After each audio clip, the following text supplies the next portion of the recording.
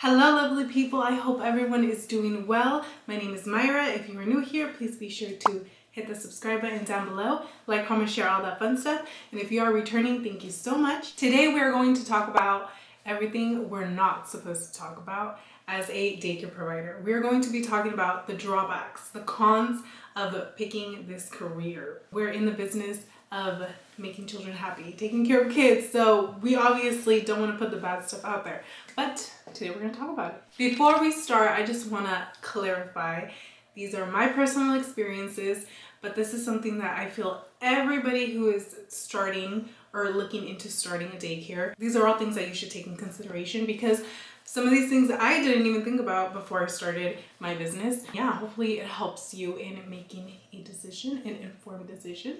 The first drawback are the extremely long hours. No longer are you working those 40-hour weeks. No, we're talking about 50 hours, 60 hours a week. You are prepping from the minute you wake up to the minute you go to sleep. And although we all have our set hours, our set schedules, let's say for example, I open up at 7, I close at 5:30. Well, before 7, I'm prepping. After 5:30, I am cleaning. You also have to take into account the hours that you will be spent planning curriculums, planning projects for the kids, disinfecting toys, and let me tell you, that is what's going to take up most of the time. Most of us work from Monday through Friday with the kids, but on the weekends, we still have to get things done for the daycare. And personally, this is something that I try to avoid as much as possible now. When I started, I was all for it. I was like, let me get these projects out of the way, let me prep this, let me do that.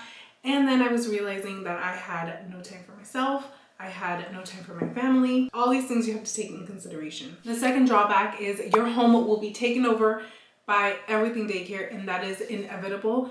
As much as I try to keep everything in specific rooms in my home, it still happens. You need to make room for all the extra decor that you need. You need to make room for extra projects, supplies. This can get a little difficult when you realize that you really don't have a mental break from your job.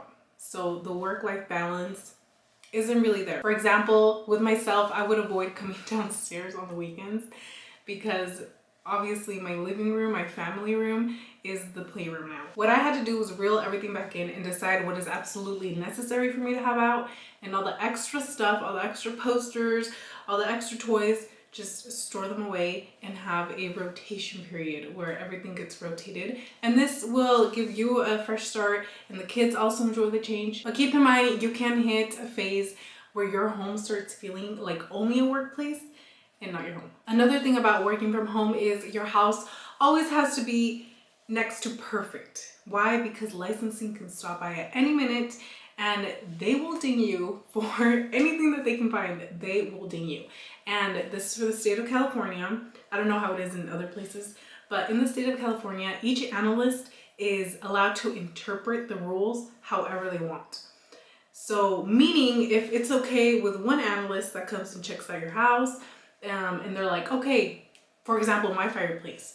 Your fireplace is fine, you don't have to cover it, blah, blah, blah. Well, what if another analyst comes and they're like, hold up, your fireplace is not covered, citation. For me, that has been one of the hardest aspects because it gets really confusing when you have so many different sources telling you so many different things. And it really is like that for everybody, because I will be on a Facebook group and 10 providers in the same county that I'm in, will say 10 different things. So it really can get confusing. This next drawback is a huge one. This job can get extremely isolating. Now you're talking to toddlers all day.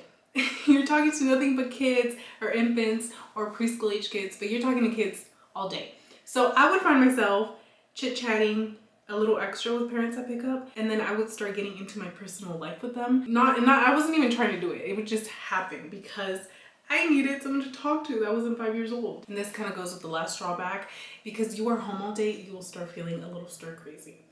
So really take advantage of the friends that you have. Talk to your spouse at the end of the day.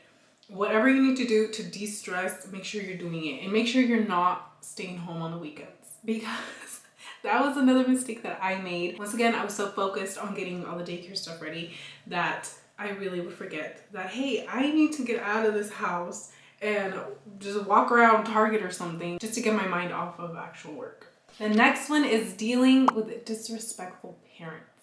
Now, every single one of us that is a childcare provider has gone through or will go through dealing with rude parents. Especially when you're just starting off your business, you might not know how to handle situations where you have to stand up for yourself or your business. Parents will try to take advantage of you, and that's just the truth of it. Most parents are reasonable, but some you will have a really hard time with.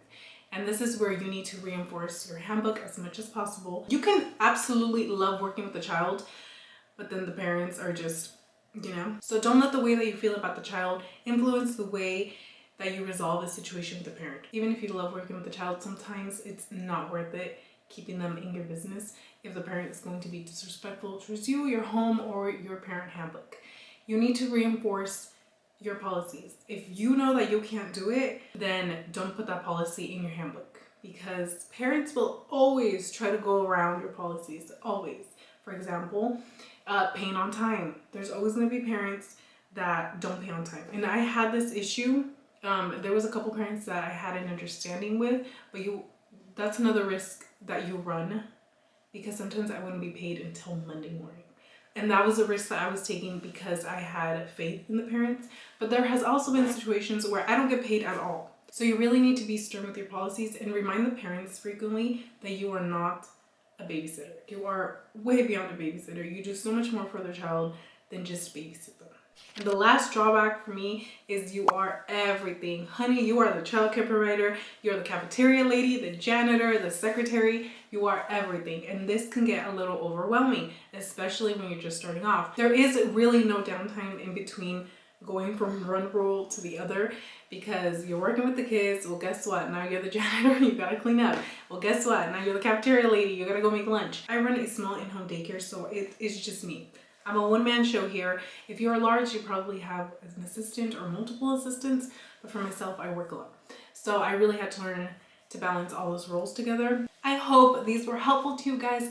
I hope it helps you make an informed decision about opening a daycare, or if you are already a provider, let me know in the comments down below if you have similar experiences that I have had or any other drawbacks that I've missed. Stay tuned for part 2 of this video, which is going to be the pros of owning an in-home daycare. It's not all bad, I promise. I hope you guys enjoyed today's video. Thank you so much for watching. Please stay safe out there, and I will see you very soon.